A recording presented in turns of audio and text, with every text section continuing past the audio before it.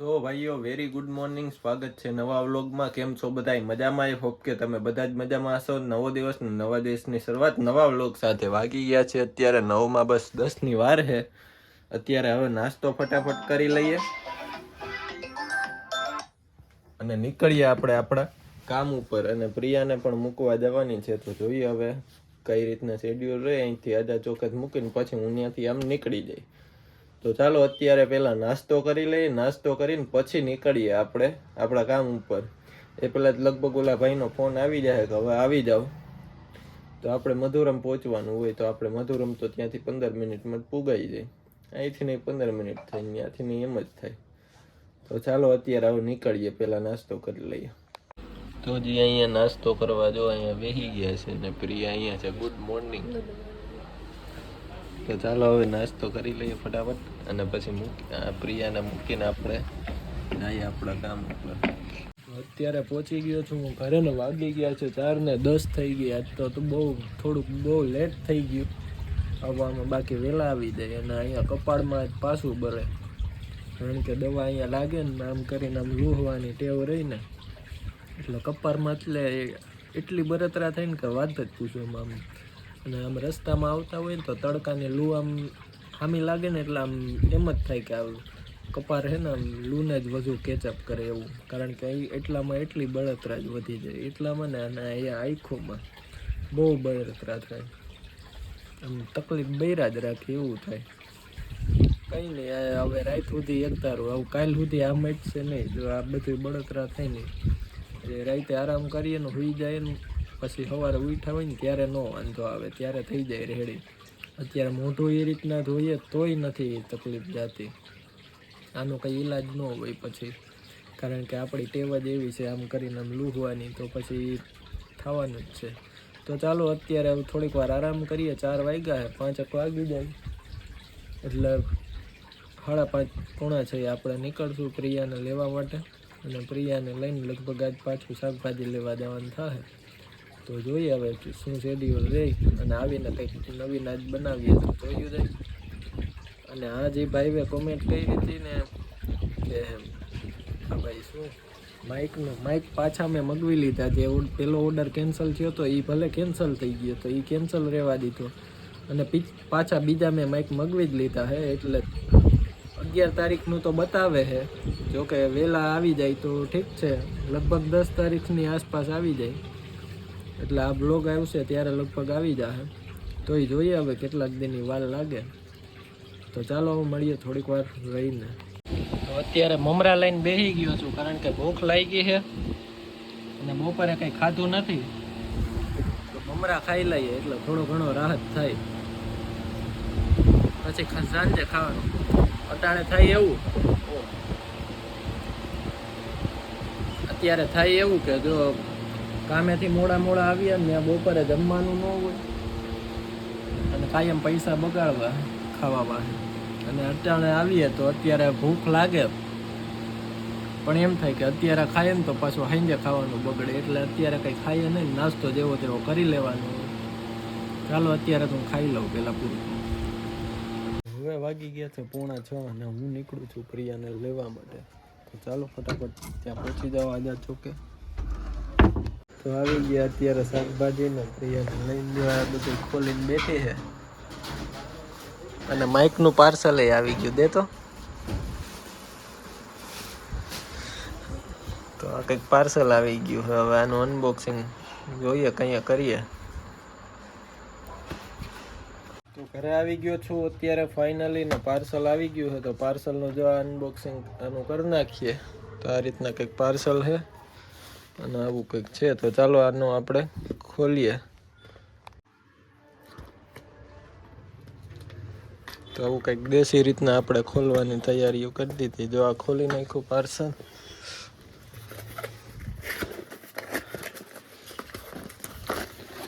ને આ રીતના કંઈક નીકળ્યું છે વસ્તુ. અને આવું કંઈક ચિઠ્ઠી એવી શું કાગળિયું આવ્યું, પ્લેન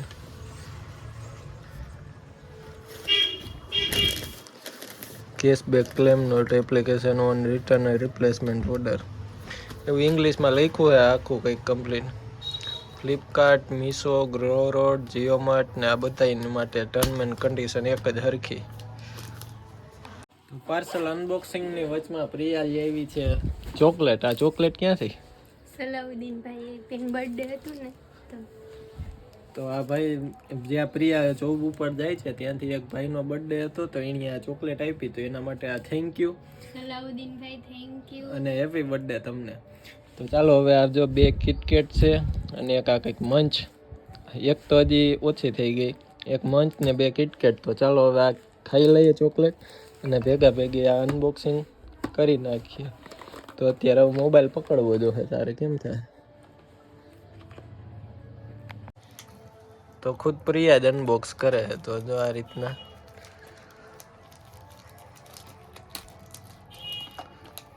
તું પાછો હે ને અનબોક્સિંગમાં કલાક કાઢ નાખે. તઈ ઓલે બર્થડે ઉપર વોચમાં એમ જ કર્યું તું. ધીરે જ હોય તો આમાં ક્યાં નહીં એટલું બધું. બસ તો આમાં કંઈક 2 માઇક હે, તો એક આ છે,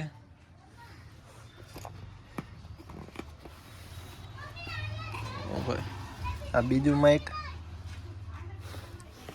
અને આ શું છે? આ એનું રિસીવર છે. આ જો કે ટાઈપ સી પિનનું છે આ. અને આપણે જોઈએ લાઇટનિંગ પોર્ટનું, તો જો આ લાઇટનિંગ પોર્ટ છે.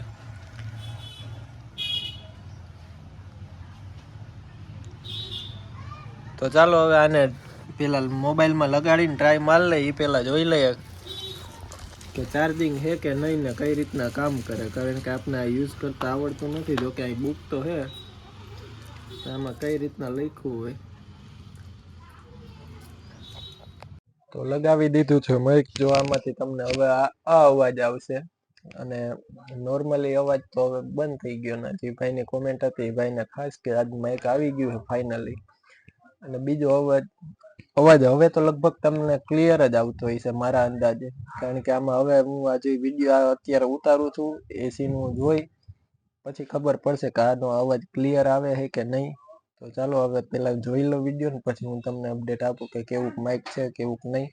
તો મિત્રો મેં પાછું આ કનેક્ટ કરી દીધું છે માઇકમાં અવાજમાં એ રીતના થાય કે આમ મને લાગે કે આ ફાટેલ જેવો અવાજ આવે છે આમાં. તો એ જોઈએ અત્યારે જો આ પ્યોર માઇકનો જ અવાજ છે. આ માઇકમાંથી જે અવાજ આવે છે ને એ માઇકનો જ અવાજ છે.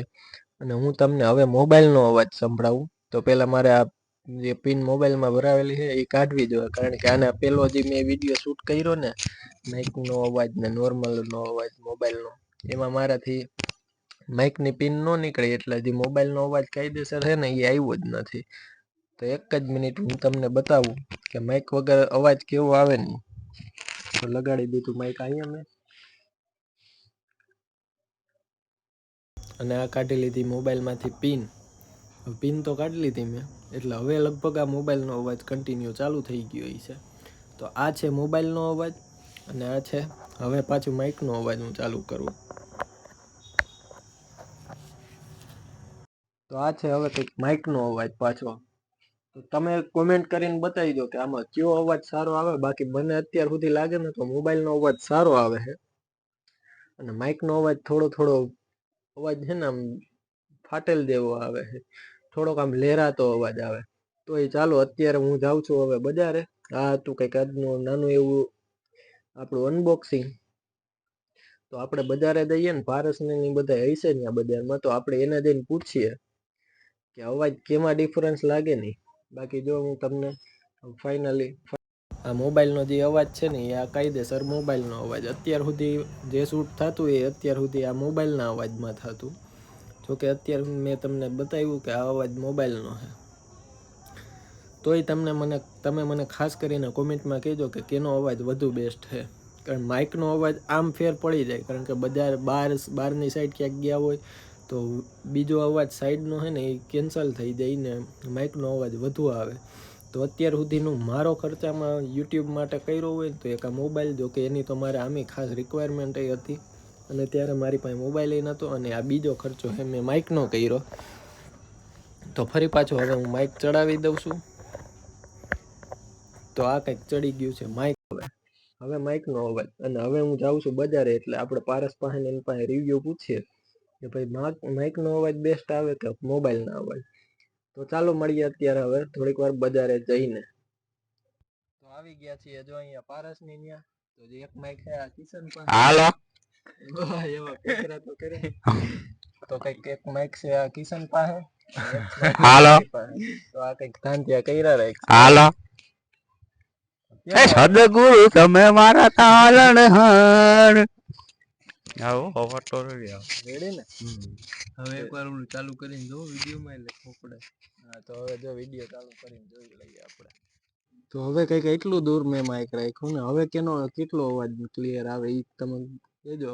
કારણ કે આમાં આવો અંદાજ નથી આવતો કે દૂર રાખવું કે પાસે રાખવું. કારણ કે પાસે રાખીએ ને તો અવાજ ફાટેલો આવે, અને એટલું દૂર રાખ્યું તો હવે જોઈએ કે કેવો અવાજ આવે આમાં. અત્યારે બેઠા છીએ બજારે.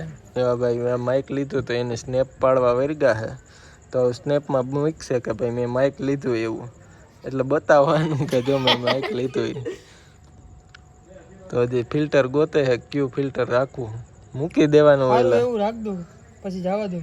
હા હાલો એની રીતના સ્નેપ મૂકે. તો આ હતો મિત્રો આજનો કંઈક વ્લોગ. જો વ્લોગમાં મજા આવી તો લાઈક કરવાનું ભૂલતા નહીં. ચેનલ ઉપર નવા હોય તો ખાસ કરીને સબસ્ક્રાઇબ કરી દેજો. મળીએ હવે નવા વ્લોગમાં કાલે. ત્યાં સુધી હવે બાય બાય.